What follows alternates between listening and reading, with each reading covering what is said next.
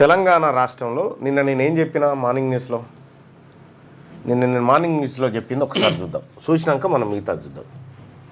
ఎట్లా మొన్న కేసులో హైకోర్టు జస్టిస్ లక్ష్మణ్ బెంచ్ ఏం చెప్పింది ఎరికేనా? అయ్యా 42% రిజర్వేషన్ బీసీలకు ఇస్తా అంటున్నారు, దాన్ని ఎట్టి పరిస్థితిలో ఇవ్వకూడదని చెప్పి ఇద్దరు రెడ్లు పోయి కేసు వేస్తే లక్ష్మణ్ బెంచ్ ఏమన్నదంటే, ఇంకా జీవో కాగితమే రాలేదు అప్పుడే ఎందుకు ఉరికొచ్చిరాయా, జీవో కాగితం వచ్చినాక రాపోరని చెప్పింది. పేపర్లలో వచ్చిందని ఎట్లా మనం అట్లా పేపర్లలో వస్తే నేను ఎట్లా నమ్మాలి? జీవో కాగితం వచ్చినాక రాపోరని చెప్పింది. ఇదో జీవో కాగితం వచ్చింది, మళ్ళీ పోతాం. ఈ జీవో కాగితం పట్టుకొని హైకోర్టుకు పోతే తుమ్మినంత సేపట్లో కొట్టేస్తుంది హైకోర్టు ఈ జీవోను, ఒక హ్యాక్షన్ తుమ్మినంత సేపట్లో. కారణం ఏంది, ఎందుకు కొట్టేస్తుంది అని అంటే, ఈ 42% రిజర్వేషన్ ఏదైతే ఉందో ఇది సుప్రీంకోర్టు విధించినటువంటి 50% సీలింగ్, దీన్ని దాటుతుంది. కాబట్టి ఇది ఈ జీవో చెల్లదు అని కొట్టేస్తుంది. ఇది ఉత్తరే కాగితం. ఇప్పటికి బీసీ రిజర్వేషన్ల పేరు మీద 10 మాటలు చేయించుకొని పాలాభిషేకం. సగటు బీసీ రేవంత్ రెడ్డి గారు నేను ఛాలెంజ్ చేస్తా ఉన్నా, ఈ జీవో తోటి, ఈ జీవో కోర్టులలో నిలబడే జీవోనే అని నువ్వు నిజంగా అనుకుంటే నీ మనమని మీద ఒట్టేసి నువ్వు చెప్పు ఇది నిజంగా నిలబడుతుందని, నా పిల్లల మీద ఒట్టేసి నేను చెప్తా ఇది నిలబడదని. సిద్ధమా? ఎందుకు ఎవరిని బూరిడి కొట్టిస్తందుకు ఇదంతా? ఎవరిని బూరిడి కొట్టిస్తందుకు? ఏ ఒక్కరు కోర్టుకు పోయినా అయితే ఈయన తెలివి కల్లా ఆయన రేవంత్ రెడ్డి, ఎందుకంటే సరిగ్గా కోర్టుకు దసరా సెలవులు రాగానే జీవో అటు దసరా సెలవులు రాగానే జీవో రిలీజ్ చేసిందని చెప్తాను. ఓ నాయన హౌస్ మోషన్ పిటిషన్ ఇస్తారు, అప్పుడు స్పెషల్ ఉంటుంది కథ. హౌస్ మోషన్ అంటే జడ్జి గారు ఇంట్లో కూర్చొనే కోర్టు నడిపిస్తాడు అన్నట్టు హౌస్ మోషన్ పిటిషన్ అంటారు. ఆ హౌస్ మోషన్ పిటిషన్ ఎత్తుకొని పోతూనే ఉంటారు. ఈ రెడ్లు పోతారు, ఆడికి పోయి పిటిషన్ ఎత్తారు, ఇది కొట్టేస్తారు. ఇదంతా జరిగే కార్యక్రమం. మొన్న కేసులో హైకోర్టు జస్టిస్ లక్ష్మణ్ బెంచ్ ఏం చెప్పింది ఇక్కడ? నిన్న నేనేం చెప్పిన మార్నింగ్, రేవంత్ రెడ్డి గారు కుట్రపూరితంగా బీసీలకు 42% రిజర్వేషన్ దక్కొద్దని కోర్టుల్లో కొట్టుడుపోయేటువంటి ఒక చిత్తు కాగితాన్ని జీవో రూపంలో మనం మీదికి విసిరేసిండు. మళ్ళొకసారి పాలాభిషేకాల కార్యక్రమాలు ఉంటుంది అని మనం చెప్పినాం. కోర్టుల్లో రిజర్వేషన్ల కోసం కొట్లాట కాడ మనం ఉంటే గ్రూప్ 1 కాగితాలు ఓసీలకు రెడ్లకు అందజేసుకుంటే నిన్న ఆయన ఉన్నాడు. నిన్న ఎగ్జాక్ట్గా నేను చెప్పింది అయిందా కాలేదా? జర లైవ్లో చూస్తున్నటువంటి మిత్రులారా,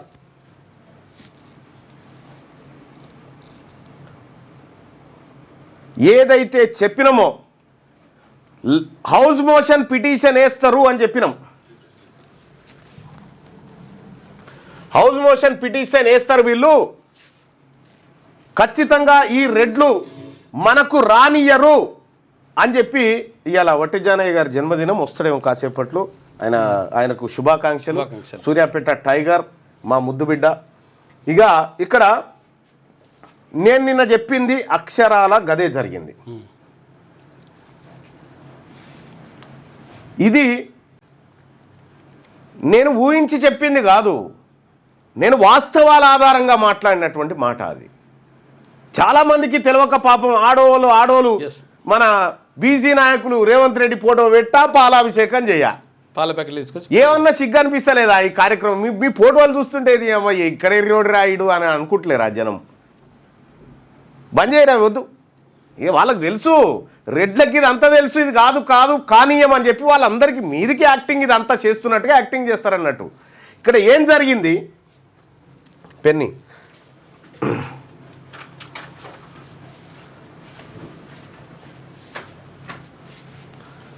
ఇక్కడ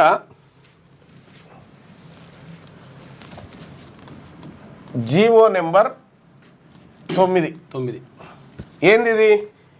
బీసీలకు 42% రిజర్వేషన్ లోకల్ బాడీ ఎన్నికల్లో కల్పించడం కోసం బ్యాక్వర్డ్ క్లాసెస్ డిపార్ట్మెంట్ నుంచి, బీసీ వెల్ఫేర్ డిపార్ట్మెంట్ నుంచి ఒక జీవో విడుదల చేశారు, జీవో నెంబర్ 9. ఈ జీవో హైకోర్టులో నిలబడదు అని క్లియర్గా చెప్పిన. ఈ జీవో రిలీజ్ చేసిన ఆయన ఎవరు? రేవంత్ రెడ్డి. రేవంత్ రెడ్డి జీవో రిలీజ్ చేసిండు. ఈ జీవో కాయిదాన్ని పట్టుకొని హైకోర్టు కురికింది ఎవరు? బి మాధవరెడ్డి అనేట ఆయన. మాధవరెడ్డి అనేట ఆయన కోర్టుకు పోయిండు. రెడ్డి జాగృతి కోర్టుకు వెళ్ళిండు ఈ జీవో కొట్టేయాలని. ఈయన తరఫున, ఈ మాధవరెడ్డి తరఫున వాదిస్తుంది ఎవరు కోర్టులో జీవో కొట్టేయాలని? ఇంకో రెడ్డి, మయూర్ రెడ్డి వాదిస్తున్నాడు. న్యాయవాది పిటిషనర్ తరఫున న్యాయవాది అన్నట్టు. ఇక ఈ జీవో ఉండాలి అని వాదిస్తున్నది ఎవరు? సుదర్శన్ రెడ్డి.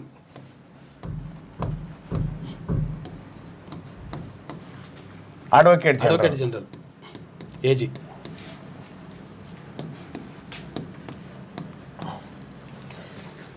ఈ కేసుకు సంబంధించినటువంటిది వీళ్ళందరూ కలిసి ఎవరి ముంగట వాళ్ళ వాదనలు వినిపిస్తూ ఉన్నారు? జస్టిస్ విజయసేన్ రెడ్డి,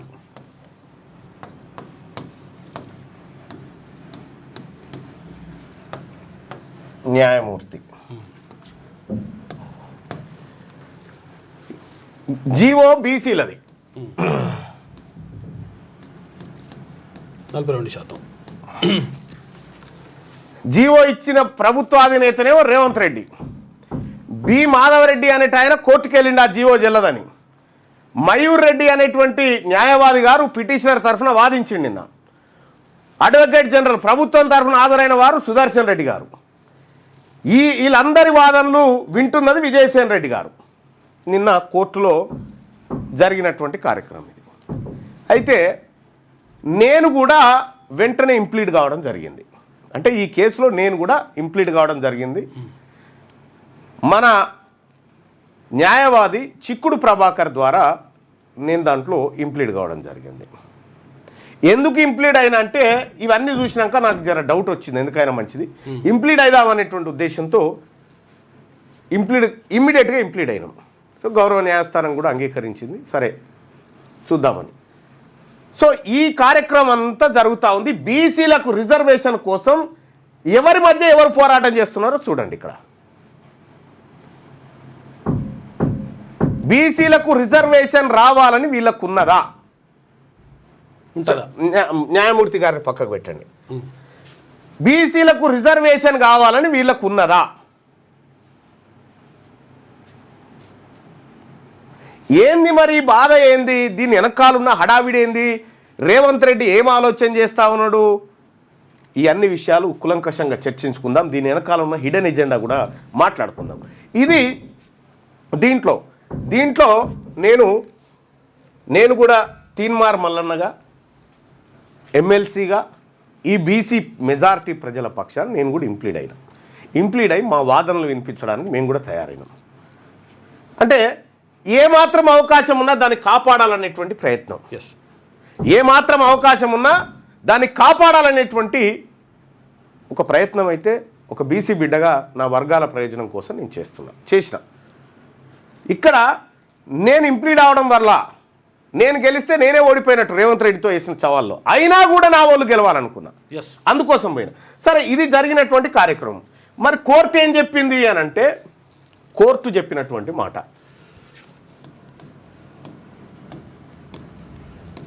కోర్టు ఏం మాట చెప్పిందంటే, కోర్టు ముందు వాళ్ళు వాదనలు వినిపించారు.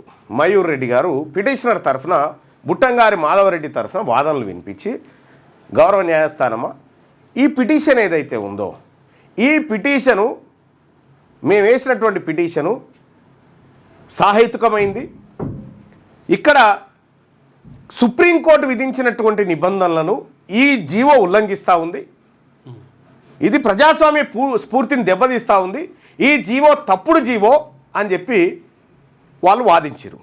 వాదించిన తర్వాత జడ్జి గారు ఏం చేసిండంటే, అడ్వకేట్ జనరల్ అంటే ప్రభుత్వాన్ని, అడ్వకేట్ జనరల్ని ప్రశ్నించడం అంటే ప్రభుత్వాన్ని ప్రశ్నించడం, ప్రభుత్వాన్ని తరఫున ఆయన ప్రతినిధి కాబట్టి అడ్వకేట్ జనరల్ గారిని అడిగింది.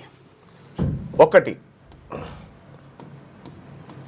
గవర్నర్ వద్ద పెండింగ్లో ఉన్నది ఇంకా బిల్లు పెండింగ్లో ఉన్నప్పుడు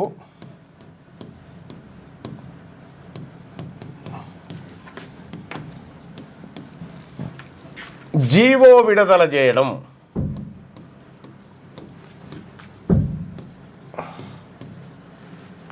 తప్పు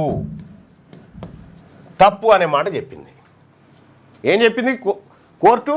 గవర్నర్ వద్ద బిల్లు పెండింగ్లో ఉన్నప్పుడు మీరు జీవో విడుదల చేయడం తప్పు అనే ఒక మాట చెప్పింది. దానికి అడ్వకేట్ జనరల్ గారు ఏమన్నారు? అయ్యా, సభలో ఉన్నటువంటి అన్ని పక్షాలు ఏకగ్రీవంగా ఆ బిల్లును ఆమోదించినాయి. గవర్నర్ గారు ఆమోదించినా ఆమోదించకపోయినా ఇది ప్రజా ఒపీనియన్గా ఇంప్లిమెంట్ చేసేటువంటి హక్కు ప్రభుత్వానికి ఉందనేటువంటి మాట చెప్పినాడు. దాన్ని ఎవరు ప్రశ్నించడానికి కూడా వీల్లేదనేటువంటి మాట చెప్పినాడు. అయ్యా, అది కరెక్టే కావచ్చు, కానీ నీవో కార్యక్రమాన్ని కంప్లీట్ చేయడానికి ఒక ప్రాసెస్ ఉంది, ఆ ప్రాసెస్ దాటుతున్నావు నువ్వు అని చెప్పింది. ఏంది ప్రాసెస్ అంటే, గవర్నర్ గారికి బిల్లు పంపి 4 రోజులైంది. సుప్రీంకోర్టు ఏం గడువు చెప్పింది?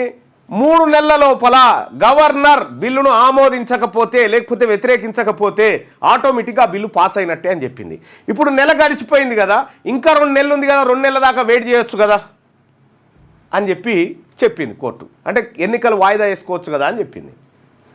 అంటే మీ అభిప్రాయం, అడ్వకేట్ జనరల్ గారు ఏమన్నారంటే, సార్ మై లార్డ్, ఇది ఇంత అర్జెంటుగా విచారించాల్సింది ఏం లేదు, తర్వాత విచారించుకుందాం అని చెప్తే కోర్టు ఏమన్నదంటే అడ్వకేట్ జనరల్ గారిని, మీరు ఎప్పుడంటే అప్పుడే విచారిస్తాం కానీ అప్పటిదాకా ఎన్నికలు వాయిదా వేస్తామని హామీ ఇస్తామని అడిగితే లేదు, నేను అధికారులతో మాట్లాడి మళ్ళీ లైన్లోకి వస్తా అని చెప్పి ఆయన కుర్చీలకేం లేచి అధికారులతో మాట్లాడుతానికి పోయిండు. 15 నిమిషాలు అధికారులతో మాట్లాడిన తర్వాత, సార్ నాకు అధికారులు అందుబాటులోకి రాలేదు, ఈ సెలవు దినాలు కాబట్టి నేను తర్వాత చెప్తా అంటే, తర్వాత కాదు రేపు పెట్టుకుందామా అని కోర్టు అన్నది. లేదు సార్, సెలవు రేపు సండే కాబట్టి మండే రోజు ప్రభుత్వ అభిప్రాయాన్ని మీకు చెప్తా అని చెప్పిండు. అంటే వాయిదా వేసుకుంటారా అంటే అది చెప్పిండు. అంటే సోమవారం దాకా ప్రభుత్వ అయితే ఇక్కడ ఎన్నికల కమిషన్ అడిగింది ఏమని, ఎన్నికలు నిర్వహించడానికి మీరు సిద్ధంగా ఉన్నారంటే మేము ఏ క్షణమైనా నోటిఫికేషన్ ఇవ్వడానికి సిద్ధంగానే ఉన్నామని చెప్పారు. కానీ ప్రభుత్వం యొక్క అభిప్రాయం వచ్చే వరకు ఈ ఎన్నికలు నిర్వహించడానికి వీల్లేదనేటువంటి సంకేతం అయితే వచ్చింది. ప్రభుత్వ అభిప్రాయం సోమవారం వస్తుంది. సోమవారం రోజు ప్రభుత్వం ఏం చెప్పబోతుంది, ఏం కథ అనేది ఇప్పుడు నెక్స్ట్ డిస్కషన్లో మాట్లాడుకుందాం. ఒక ప్రశ్న ఇది అడిగింది. రెండో ప్రశ్న ఏమడిగిందంటే, Indira Sawhney versus Union of India. ఈ కేసులో విధించినటువంటి 50% రిజర్వేషన్ స్లాబ్ దాటుతుంది కాబట్టి ఇది దాటడం చట్టవిరుద్ధం అనేటువంటి మాట, రెండో మాట హైకోర్టు చెప్పింది.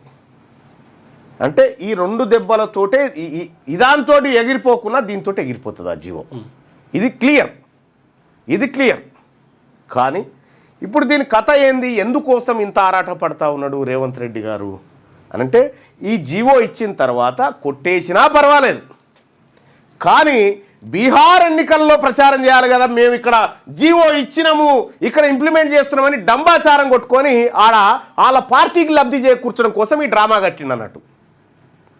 బీహార్ ఎన్నికల్లో చెప్పడం కోసం ఈ డ్రామా కట్టిండు. ఇదే హైకోర్టు, బాంబే హైకోర్టు మహారాష్ట్ర ప్రభుత్వం తీసుకొచ్చినటువంటి సేమ్ ఇటువంటి జీవోనే కొట్టేసింది. ఇదే పాట్నా హైకోర్టు బీహార్ ప్రభుత్వం తీసుకొచ్చినటువంటి రిజర్వేషన్ పెంపు జీవోను పాట్నా హైకోర్టు కొట్టేసింది. ఇక్కడ కూడా 2018లో కేసీఆర్ తీసుకొచ్చినటువంటి జీవోను కూడా ప్రభుత్వం కొట్టేసింది, హైకోర్టు కొట్టేసింది. ఇక్కడ ఈ 3 ఉదాహరణలు రెడీగా ఉన్న తర్వాత, ఈ 3 అంశాలు మన కళ్ళ ముందున్న తర్వాత ఈ జీవో పాస్ అవుతుందని గుజ్జంతా ఈ జీవో హైకోర్టులో నెగ్గుతుందని బుర్రున్న ఎవడు కూడా ఒప్పుకోడు. బుర్రలో నేడేవాడని ఉంటే ఇవి మన పాలాభిషేకాలు, పాల ప్యాకెట్లు చింపి పోస్తారు కదా, పబ్లిక్ పట్టవాడీలే ఫుల్ జనం నవ్వుతా ఉన్నారు వాళ్ళని చూసి, ఈడేంద్ర ఇంకా రాలేదు అప్పుడే పాల్గుమరిస్తుండే అనేటువంటి మాట చెప్తున్నాను. ఇక్కడ ఇక్కడ మనము బుట్టంగారి మాధవరెడ్డిని తప్పు పట్టడానికి వీల్లేదు, అతని కోర్టుకు వెళ్ళే హక్కు ఉంది. హక్కున్నది. కానీ రెడ్లు జీవో విడుదల చేసి రెడ్లే కొట్టుకొని రెడ్లే ఆపి, వాహ్ ఎంత అద్భుతమైన కార్యక్రమం చూసిరా ఇది. దీని వెనకాల 100% జానారెడ్డి. నిన్న జానారెడ్డి ఏదో పుష్పగుచ్చం అందుకుంటా ఉండే, ఏదో ఫోటో వచ్చింది. అంటే ఇది కేసు పడ్డది ఆగిపోయిందని పుష్పగుచ్చం అందుకుంటాం, ఏదో ఫోటో వచ్చింది నాకు. అన్న చూడన్నా ఈ దొంగ చూడు బ్యాక్ ఎండ్లో ఉండి ఏం చేస్తున్నాడు అని పెట్టిరు. మీ వ్యాపారం అభివృద్ధి కావాలని కోరుకుంటున్నారా? అయితే వెంటనే క్యూనస్ని సంప్రదించండి. Schools, colleges, banks, shops, office promotions, land promotions, political promotions, restaurant promotions, hospital promotions, పుట్టినరోజు వేడుకలు, శుభకార్యాలు, వ్యాపారాలు ఏవైనా, సందర్భం ఏదైనా ఇప్పుడే క్యూనస్ ద్వారా తెలియజేయండి. మీ వ్యాపారాన్ని అభివృద్ధి చేసుకోండి.